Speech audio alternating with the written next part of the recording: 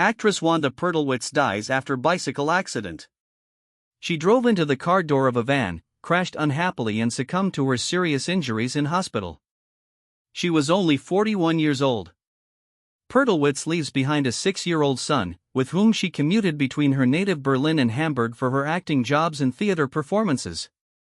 Whether she had lived in a partnership at the end is not known. Perdelwitz wanted to keep her family out of public view.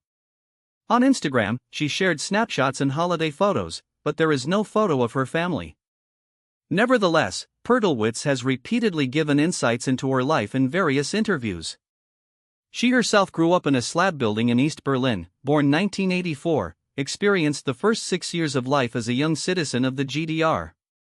But the end of her home and the home of her parents had moved her even time of her life.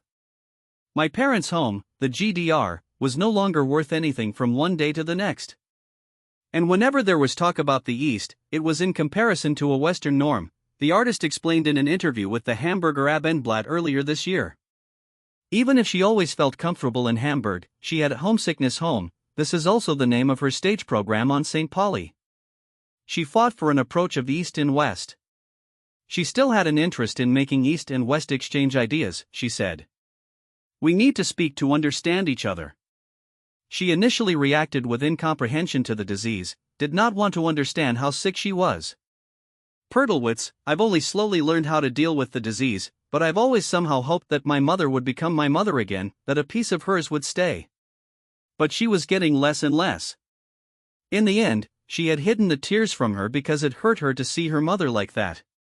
The worst moment? When I brought my mother into the home against her will. That was bad.